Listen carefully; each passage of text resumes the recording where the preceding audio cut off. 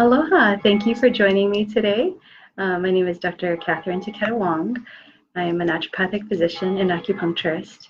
And just a quick introduction for those of you who aren't familiar with naturopathic physicians.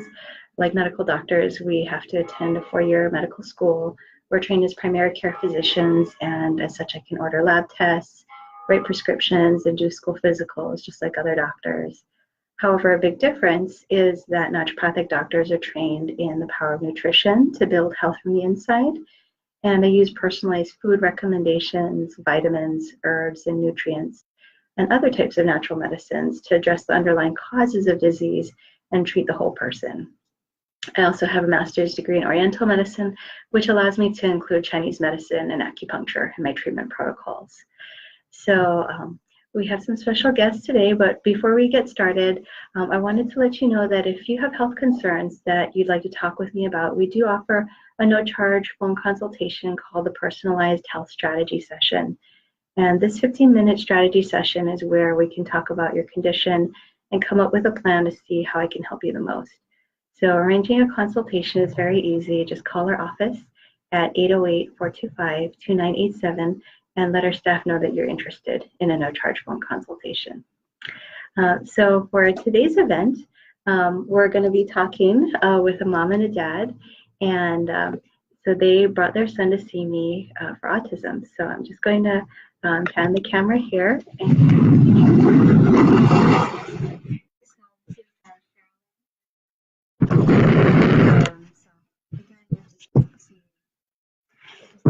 you guys for being here. So a little bit in terms, and for those who are watching on Facebook Live, if you have any questions, then do feel free to watch us or put in comments or questions as the talk progresses. Cherilyn and Matt brought their son to see me, Kainoa, about 18 months ago for autism, and Kainoa has made some really heartwarming progress. So before we started working with him, Kainoa was regressing in communication. He was repeating back what other people said. So, they'd ask him a question and he would just kind of repeat back the question instead of answering the question. Mm-hmm. And that's something that's called echolalia, which is pretty common in autism. And he was also having trouble with self-feeding and toileting. So his start is pretty incredible because I think you said within a week after changing his diet, then you saw, pretty clear improvements in his behavior. And so I think this family's journey is really inspiring. So I'm so happy to have both mom and dad joining us. So thank you both for being here. And so we'll share at the end too that we're basically having a GoFundMe campaign for Kainoa, and that's to help raise funds for his care. And what you hear, not all naturopathic doctors, for most of the times, naturopathic care is usually not covered by insurance, or portions are only covered by insurance. And there are a number of cutting-edge medical tests, lab tests, other kinds of things that are often not covered by insurance. So we'll tell you more about that. But we'll get started, and again, feel free to use the comment section to ask questions as the talk progresses. So so again, thank you, for both being here. And let me see.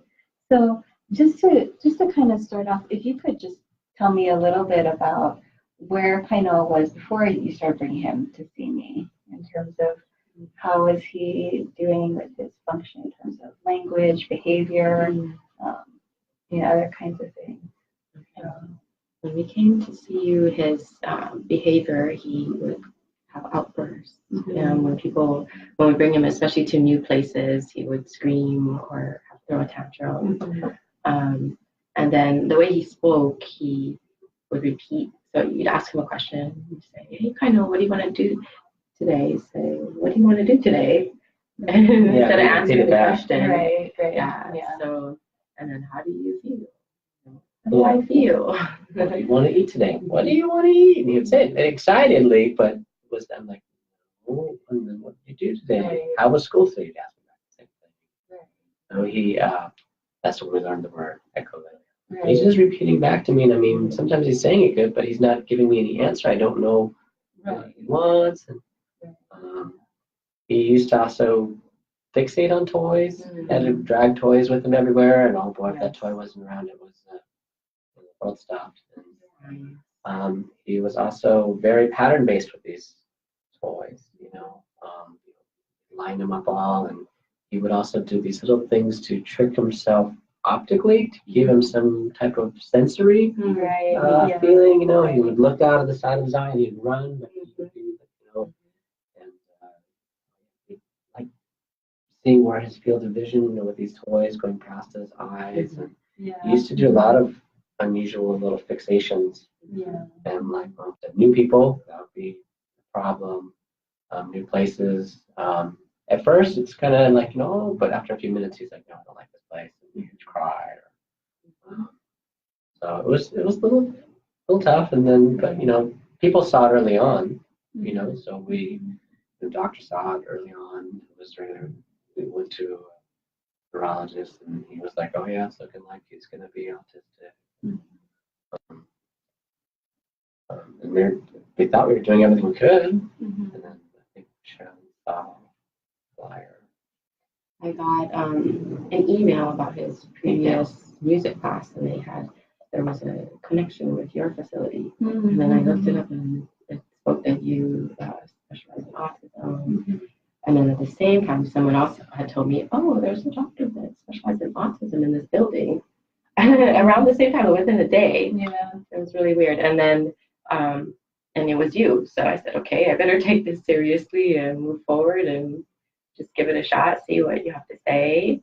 And then we brought Kainoa in, and we had no idea that, autism, it doesn't just affect his brain, it affects his digestive system, endocrine system, his muscle strength. And so that it made more sense. The picture made more sense because, they ran thousands of dollars of genetic tests, and they said, oh, we can't find anything, but he has muscle wasting, and he seems to have signs of autism, but we can't find anything. And so his parents were like, what can we do for him? And really there wasn't a lot of guidance in traditional medicine.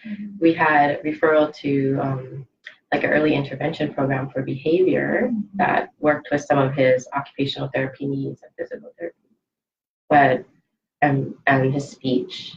But yeah, he just kept progressing like worse and worse. So we were desperate. Yeah, it was coming to a point where like we were taking all those extra steps, and if there's any like break, like the first year that he was in the early intervention program, they're like, oh, what a summer break. I'm like, well, doesn't he go? No. Oh, he regressed back a lot. Like in the very end of the beginning of that summer, he was starting to use his body. He was starting to communicate a little more, like being able to ask what he wanted, but not really. And then during the summer, he regressed back, and he was not using the body. He wasn't telling us that he used the diaper, like a real regression back. And then we started the school year again, but then in the beginning of the school year, after doing a lot of tests, I felt bad, turned the point into efficient. And then learning, oh, look, he's allergic to dairy.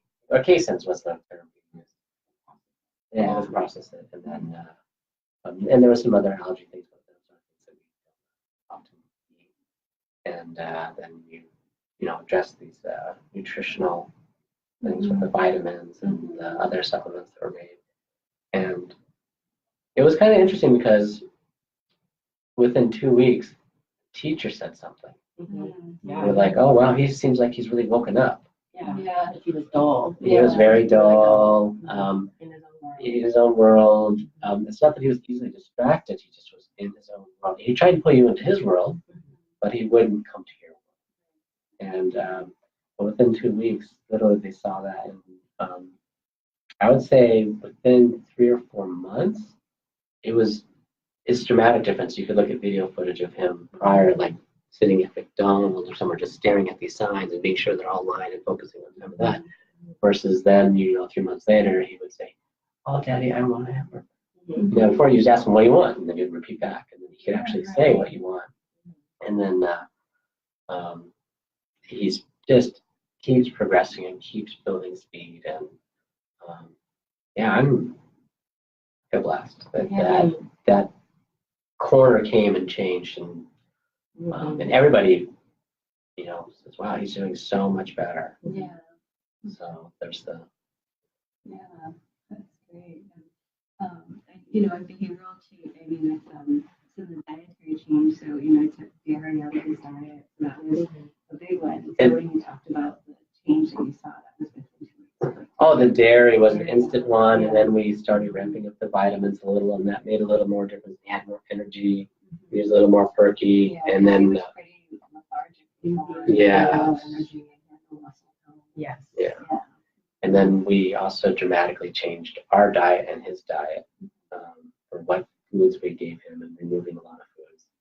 And what were some of those other things that you did? And I remember Well, like with the food, oh gosh, probably maybe ate 20% vegetables, and then we switched that to about 50% vegetables.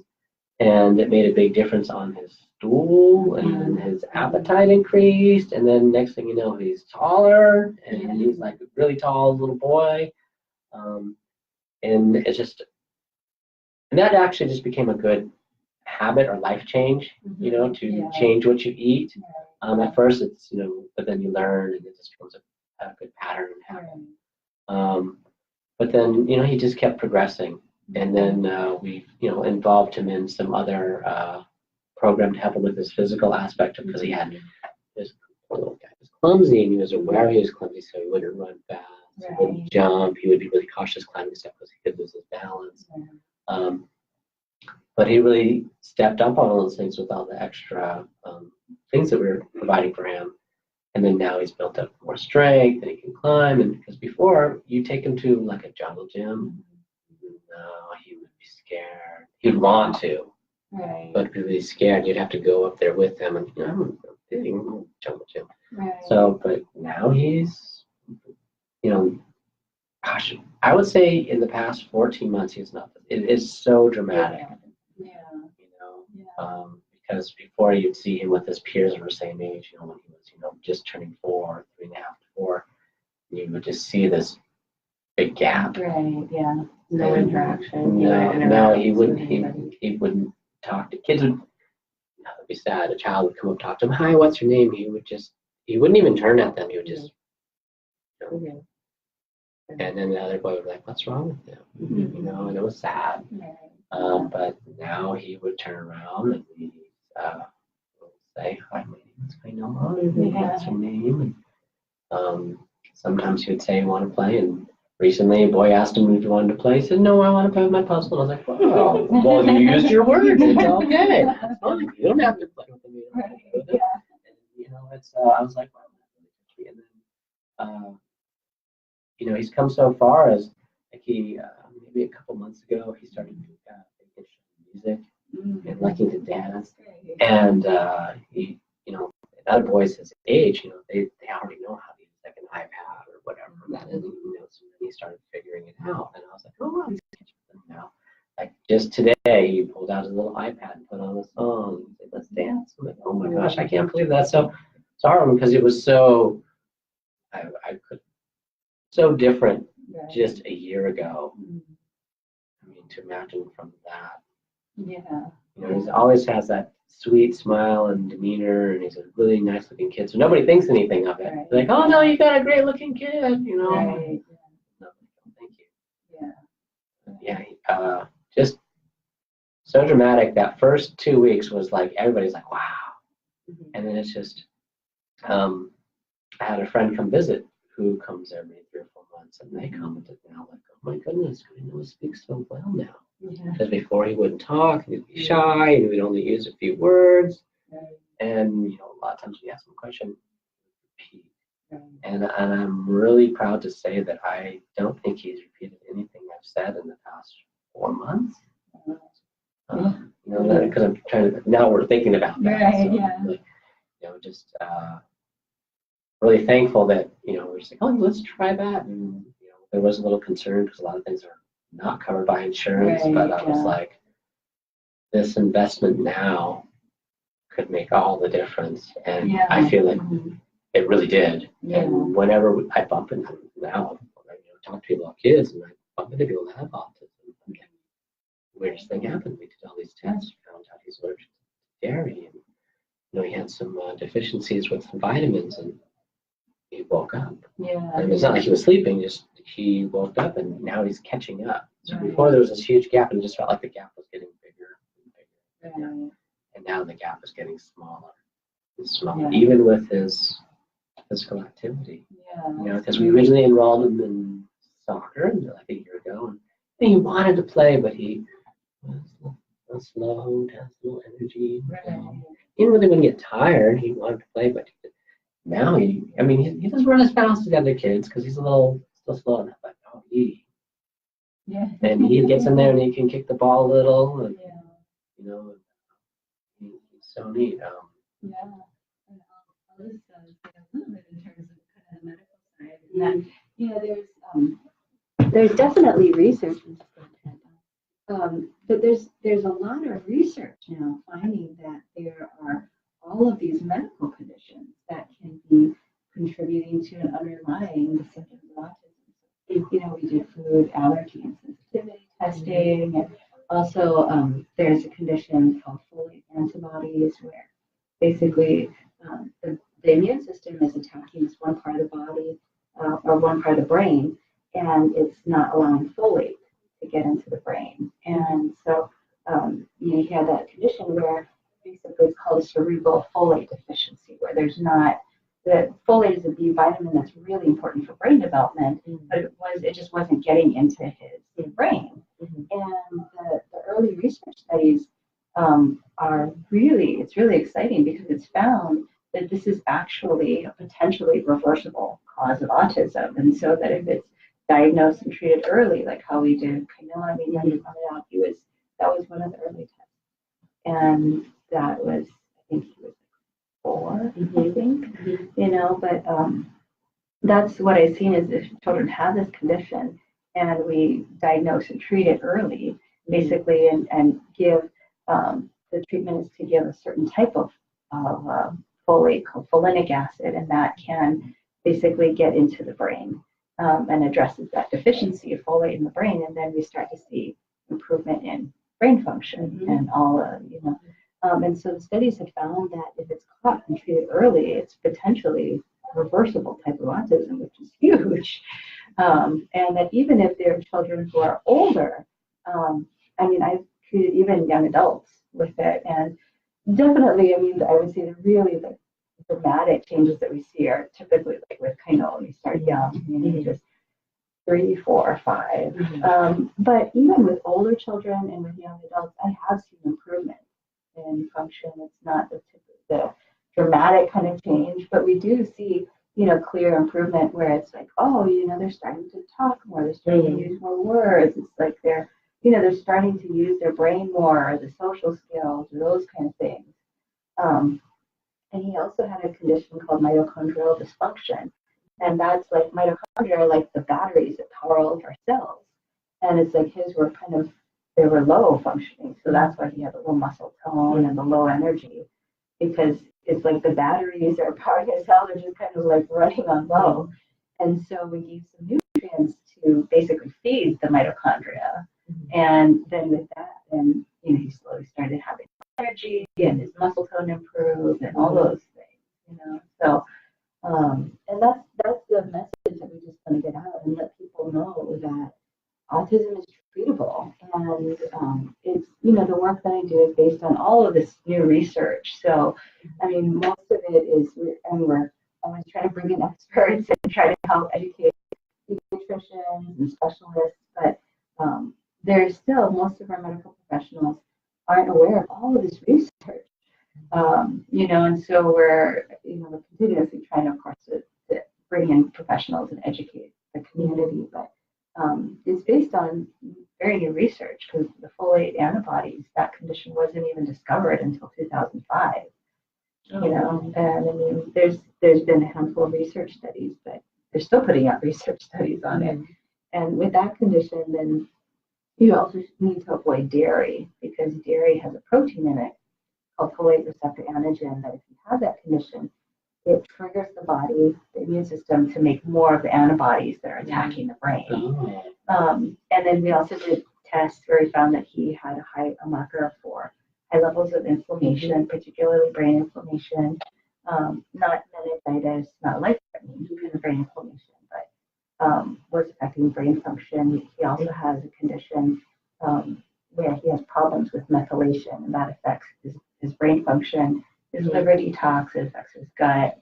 And all of the nice thing is that all of those things are treatable using specific types of vitamins and nutrients, so, and diet. That it's not like we have to give them a drug or a pharmaceutical medicine, And I mean, I really acknowledge you guys because, it's not easy to change your diet and, to have to give your child all these different vitamins and everything. And some of them really don't taste very good.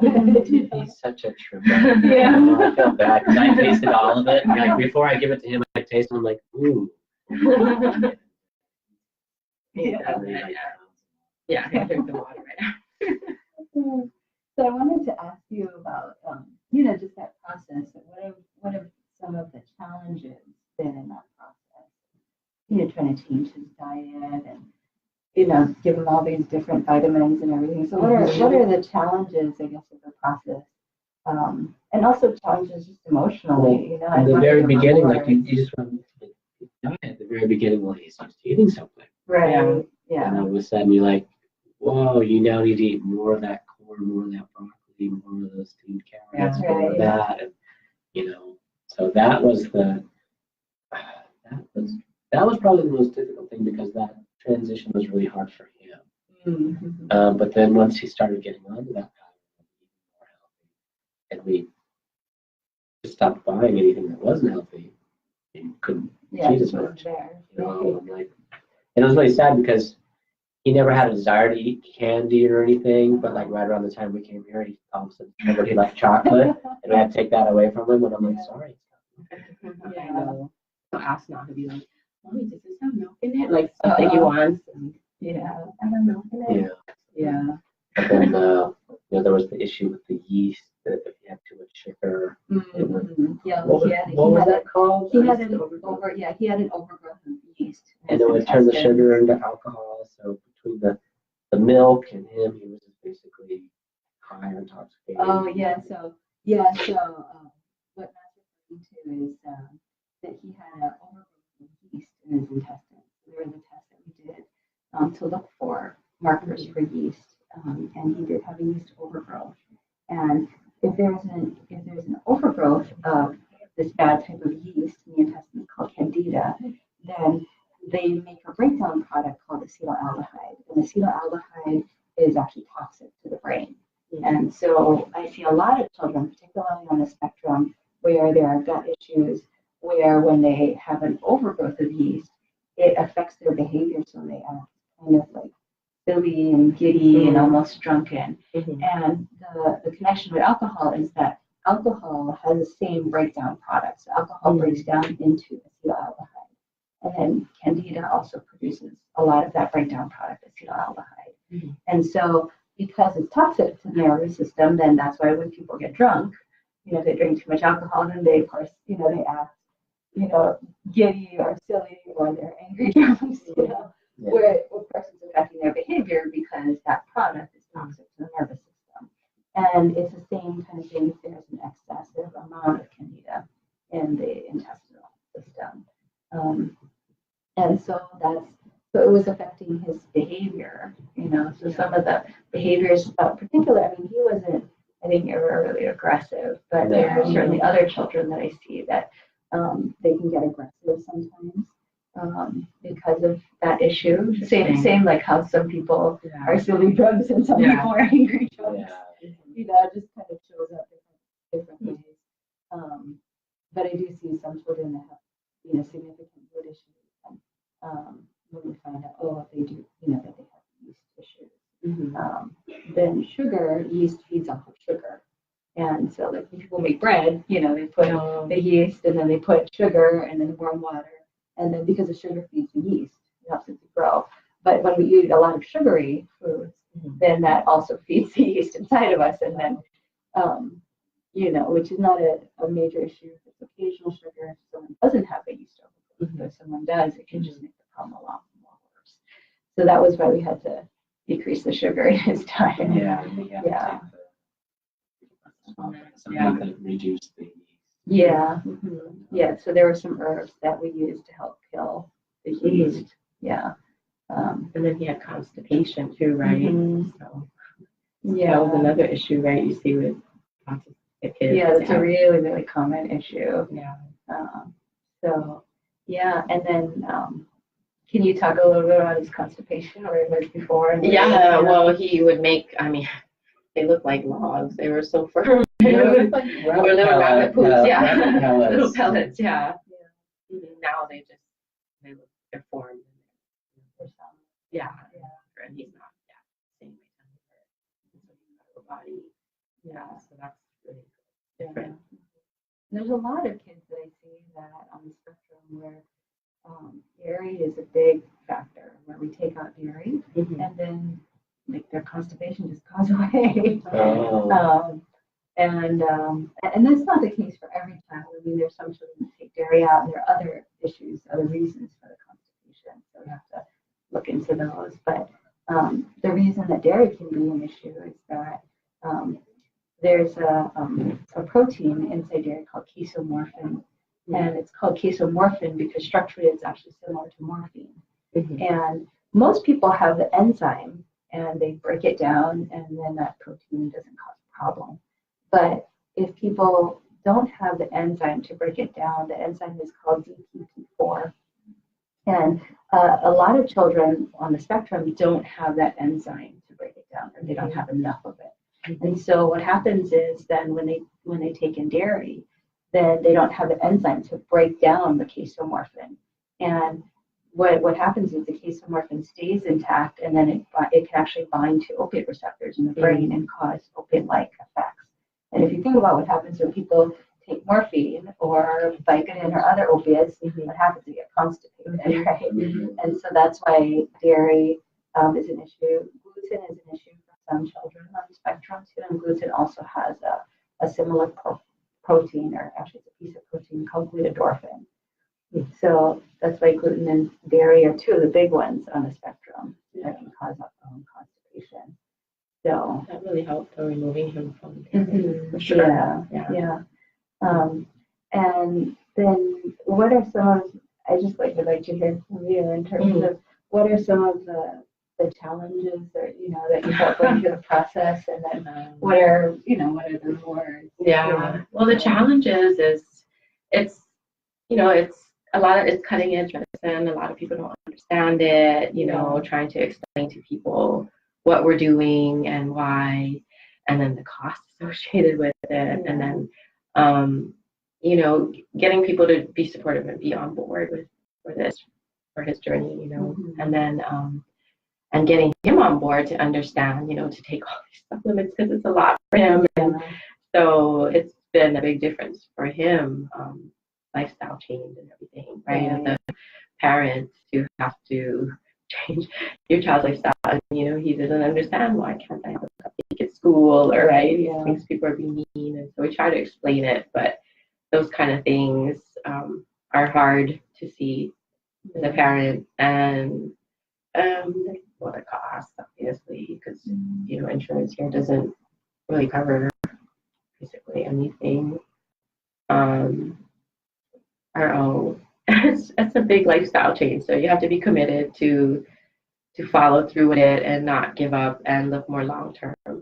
So I think that's having that vision to stick with it, even if for us we were blessed because it was pretty significant change in the first few weeks, but let's say somebody didn't have that, to stick with it because there will be a change.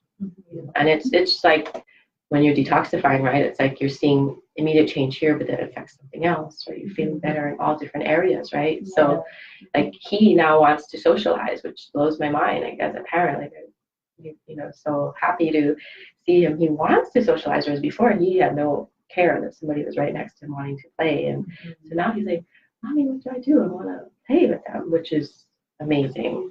So I think it's all of these changes with his diet and the inflammation going down in his brain and stuff. And he's more alert and doing pretty good in school. Like he's doing well in school, academically and stuff.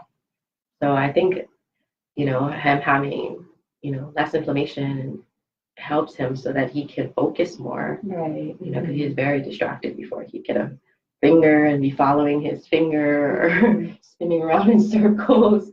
Now he can sit like a normal kid and focus on what he's doing. So a lot of those behaviors stopped once we changed the therapies, changed the diet, changed the supplement, added on supplements. And that's a big difference too.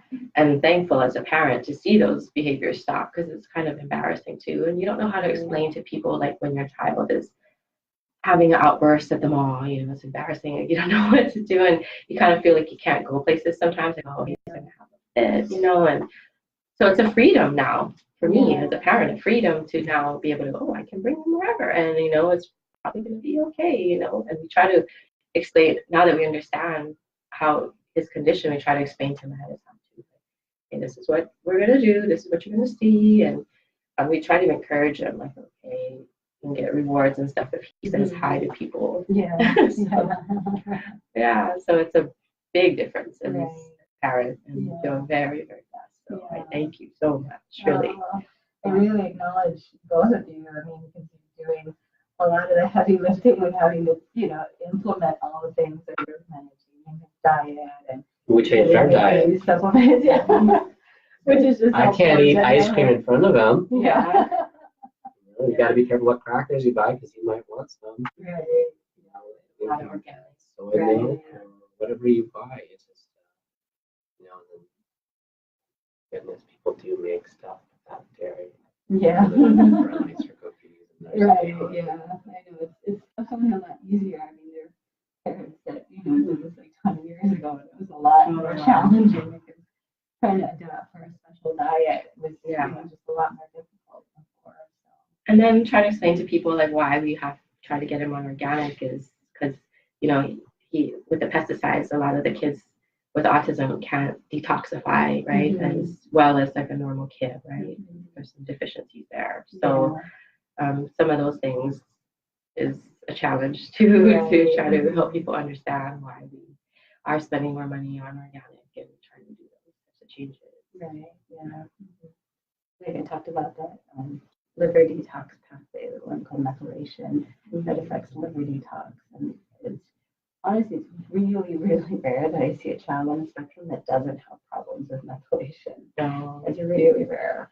And so the liver is our filter. It has to filter out all of the toxins in our body and then get it out. And so a lot of the children on the spectrum, even if they're not exposed to necessarily larger amounts of toxins or air pollution or heavy metals than other kids or their parents or anything, they tend to be affected a lot more because their body often has difficulty, their liver has difficulty being able to break those things down and get it out of the body. And so that's usually why there's, they tend to be more sensitive to that. So, a lot of learning for us. But it's good. It's like knowledge is power. So, because we didn't know anything, as a parent earlier, traditional medicine, more autism is behavior, and you get ABA, applied behavior analysis, and that's the treatment, and they don't talk about any of the other types of modalities that you can do to really greatly affect your child. Right. So it's so important, like, awareness wise. I wish we knew about you earlier, but I'm just grateful we found you when we did. But I mean, I was so desperate as a parent, when he had he had hydrocephalus and all that, and not knowing what they said that could be related to autism, but we don't know yet. I so wish I could have helped him younger, but again, I'm still grateful to find you when he's still young enough to have a big change in his behavior and prognosis. That's great, because it's really going to shift. I mean, it is an investment up front, when he's young, but I mean, that can really shift his whole, trajectory. I mean, I've seen a number of kids, like, especially when we start young, that they started out, some of these kids very severe on the autism spectrum. I mean, I had one little boy who was here in the office that he started when he was, I think, about 3. He had just been 3, and he had just aged out of Easter seals, and he was very severe. He sat here and basically screamed for 2 hours straight. And Mom and I had to like, when he would stop, when he would stop screaming to take a breath, we'd have to like talk really quickly, and then he would start screaming again. And he was constantly trying to like bang his head on the floor and on the wall over there, and very aggressive. He had no language, and now he's 8. Oh, he was severely constipated. He was having bowel movement once a week. Oh my goodness. Yeah. And now he's not constipated anymore. He's 8 now, and he's speaking in sentences, and he has language. He doesn't have behavior issues anymore. Good. I mean, and so a lot of people in conventional medicine would look at him and say, "Oh, he's going to be an institution," But now he can, he's still in a special ed class, but he can speak. He can do his work. He's very smart. That's he awesome. can read and he can write, and he still has challenges, but he doesn't have the aggression. He's not self-injurious anymore, Right. But it does take that persistence in that, So, and I mean, one thing I want to speak, I guess, in terms of the cost too, because I've looked at getting a network with insurance, and one of the things in terms of when we're working with families is that the certification that I have is MAPS, or called the Medical Academy of Pediatric Special Needs. So they train physicians, medical doctors, naturopathic doctors,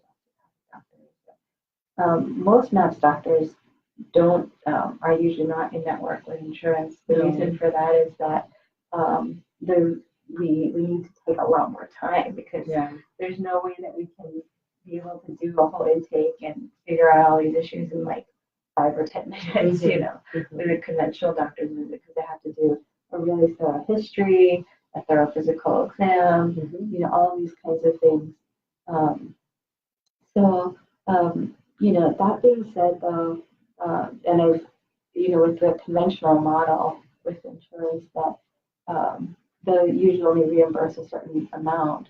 And so I've looked at that, and because I spend more time with patients, I see fewer patients in a day, and so I've looked at that, and I realized, like, oh, if I took insurance, like, I actually couldn't be able to afford to just pay my bills or pay my office staff or take home a paycheck for myself. But it is really important to me that I feel like this is the type of care that all families deserve. And so we work with families, we do payment plans, we run GoFundMe campaigns, we're doing all these things, and to me, I feel that that's really important. I feel like every child with autism deserves this kind of care, and so for me, I mean, that's why we work with families and do payment plans, and because that's really important to me, that people can be able to afford the care that they deserve. So if any of you are watching and you're concerned about that, just call us and we can talk about it, because we'll find a way, and I don't ever want that to be a barrier, for families. I appreciate that. So, yeah. And again, we'll be posting a link to your GoFundMe campaigns. You could pull up, we have a sign over here for Kainoa's GoFundMe campaign, which just has a name over here. So it's GoFundMe, Help Create Autism Miracles for Kainoa. So you can search for that in the GoFundMe site, or we'll also be posting a link here. So if you feel so moved, we would definitely be so happy if you donated to Kainoa's campaign. So all those funds go directly to him. So awesome. Okay. Thank you so much. Yeah. So again, thank you for being here.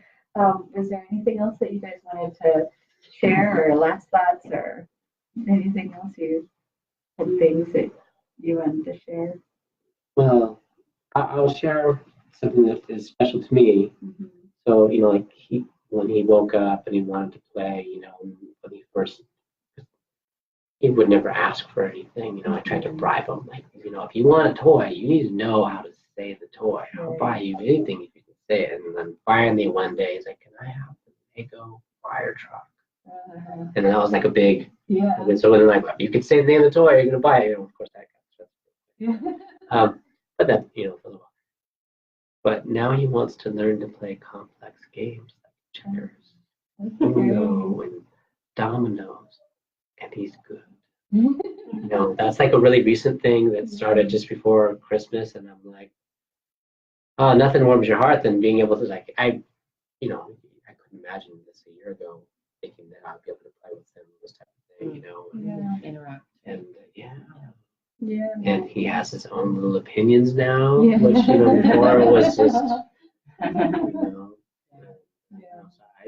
I'm really thankful, blessed that everything came together at the right timing, and he showed such improvement.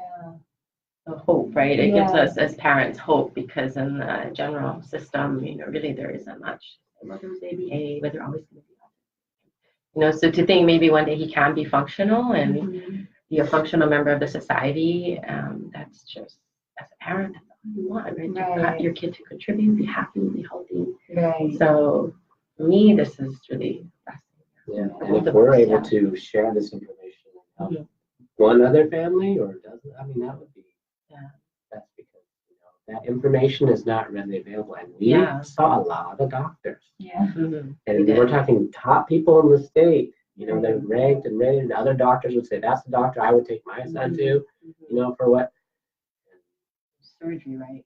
Surgery. Oh, there was surgery, or just, that's how it's going to be. Yeah, that's just how he's going to be. That's just how it's going to be. Right. It's not what you want to hear as a parent. It's like so depressing. We're very thankful for you. Really.